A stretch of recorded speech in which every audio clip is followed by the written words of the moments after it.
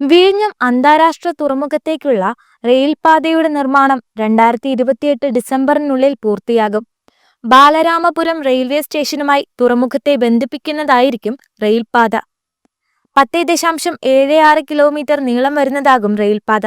എന്നാൽ ഈ റെയിൽപാതയുടെ ഏറ്റവും വലിയ പ്രത്യേകത അതിൽ 9.2 കിലോമീറ്ററും ഭൂമിക്കടിയിലൂടെയാകും കടന്നുപോകുന്നതെന്നുള്ളതാണ്. കൊങ്കൺ റെയിൽ കോർപ്പറേഷൻ ലിമിറ്റഡ് നേതൃത്വം നൽകുന്ന തുറമുഖത്തിന്റെ ആകെ നിർമ്മാണ ചെലവ് 1200 കോടി രൂപയാണ്. കേന്ദ്ര സർക്കാരിന്റെ വിവിധ പദ്ധതികളായ പ്രധാനമന്ത്രി ഗതിശക്തി, സാഗർമാല, റെയിൽ സാഗർ തുടങ്ങിയവയിൽ നിന്നാണ് റെയിൽ പദ്ധതിക്ക് ആവശ്യമായ ഫണ്ട് ലഭ്യമാക്കാൻ ശ്രമിക്കുന്നത്. റെയിൽപാതയുടെ ഘടനയും വലിപ്പവും വ്യാപ്തിയുമൊക്കെ ഒന്ന് പരിശോധിക്കാം. വിഴിഞ്ഞം തുറമുഖം മുതൽ ബാലരാമപുരം വരെ 10.7 കിലോമീറ്റർ ദൂരത്തിലാണ് ഭൂഗർഭ പാത നിർമ്മിക്കുന്നത്. ഇതിന്റെ തുടക്കത്തിലും ഒടുക്കത്തിലും കുറച്ചു ദൂരം മാത്രമാണ് തീവണ്ടിപ്പാത റോഡ് നിരപ്പിലൂടെ കടന്നു പോകുന്നത്. ബാലരാമപുരം റെയിൽവേ സ്റ്റേഷന് പുറമെ നേമം റെയിൽവേ സ്റ്റേഷനിലേക്കും തുറമുഖത്തിന് കണക്ഷൻ ഉണ്ടാകും. ബാലരാമപുരം മടവൂർ പാറ മുതൽ തുറമുഖം വരെ ഒറ്റ വരിയായിട്ടാകും റെയിൽവേ പാതയുടെ നിർമ്മാണം. ബാലരാമപുരത്ത് നിന്നും തിരിയുന്ന പാതയിൽ ഒന്ന് ബാലരാമപുരം റെയിൽവേ സ്റ്റേഷനിലേക്കും മറ്റേത് നേമം റെയിൽവേ സ്റ്റേഷനിലേക്കും ചെന്നെത്തുന്നു. ഭൂമിക്കടിയിലൂടെയുള്ള റെയിൽപാതയായതുകൊണ്ട് തന്നെ നിർമ്മാണ പ്രവർത്തനങ്ങൾക്കായി ഭൂമി തുറക്കേണ്ടി വരും. പാത കടന്നുപോകുന്ന സ്ഥലങ്ങളിൽ 64% മണ്ണായതിനാൽ തുരക്കുന്ന ഭാഗം ബലപ്പെടുത്തുന്നതിനായി അവിടെ കോൺക്രീറ്റ് ചെയ്യും. മുക്കോല ഭാഗത്തു നിന്നാകും ഭൂമി തുറന്നുള്ള നിർമ്മാണ പ്രവർത്തനങ്ങൾ ആരംഭം കുറിക്കുന്നത്. ഇത്തരമൊരു ഭൂഗർഭ റെയിൽപാതയ്ക്ക് പകരം സമാന്തരമായി പുതിയ സാധ്യതകളെക്കുറിച്ച് സർക്കാർ നേരത്തെ അന്വേഷണം നടത്തിയിരുന്നു.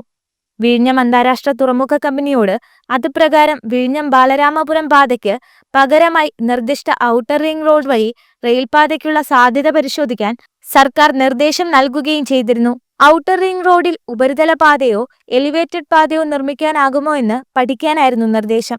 എന്നാൽ ഔട്ടർ റിംഗ് റോഡിലൂടെ റെയിൽപാത സാധ്യമാകില്ലെന്ന വിലയിരുത്തലിനെ തുടർന്നാണ് വിഴിഞ്ഞം തുറമുഖം മുതൽ ബാലരാമപുരം വരെ നേരത്തെ വിഭാവനം ചെയ്ത ഭൂഗർഭപാത തന്നെ നിർമ്മിക്കാൻ തീരുമാനിച്ചത്.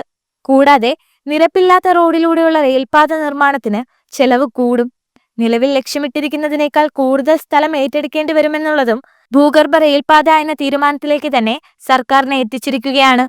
റെയിൽപാത നിർമ്മാണത്തിനായുള്ള നിയമവശങ്ങൾ പരിശോധിക്കുമ്പോൾ നിലവിൽ നിർമ്മാണത്തിനായി കൊങ്കൺ റെയിൽ കോർപ്പറേഷൻ തയ്യാറാക്കിയ DPRന് ദക്ഷിണ റെയിൽവേയുടെ അംഗീകാരവും കേന്ദ്ര മന്ത്രാലയത്തിന്റെ പാരിസ്ഥിതിക അനുമതിയും ലഭിച്ചു കഴിഞ്ഞു.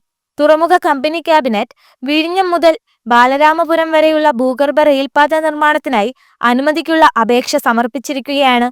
ഏറെ താമസിയാതെ തന്നെ തുറമുഖത്തു നിന്നും ചരക്ക് നീക്കത്തിനുള്ള റെയിൽപാതയുടെ നിർമ്മാണത്തിനായി സർക്കാർ അനുമതി നൽകുമെന്നാണ് കരുതുന്നത്. വിഴിഞ്ഞം തുറമുഖം അതിന്റെ പൂർണ്ണ വികസനത്തിലേക്ക് എത്തുമ്പോൾ തുറമുഖവുമായി ബന്ധപ്പെട്ട സകല മേഖലകളിലും അതിൻ്റെതായ മാറ്റങ്ങൾ വരുമെന്നുള്ളത് നിശ്ചയമാണ്.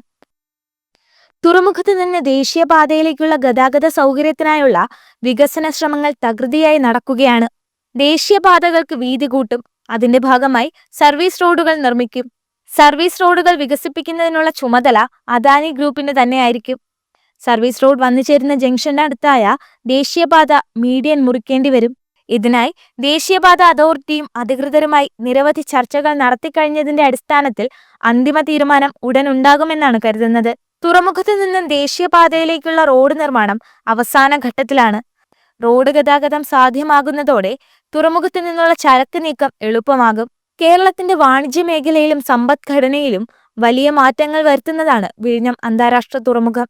തുറമുഖത്തിന്റെ ഭാഗമായി ഭൂഗർഭ റെയിൽപാത ഉൾപ്പെടെയുള്ള വികസനങ്ങൾ മുന്നോട്ട് വരുമ്പോൾ അത് ആഗോള ഭൂപടത്തിൽ കേരളത്തിന്റെ മുഖച്ഛായ തന്നെ മാറ്റുന്നതായിരിക്കും.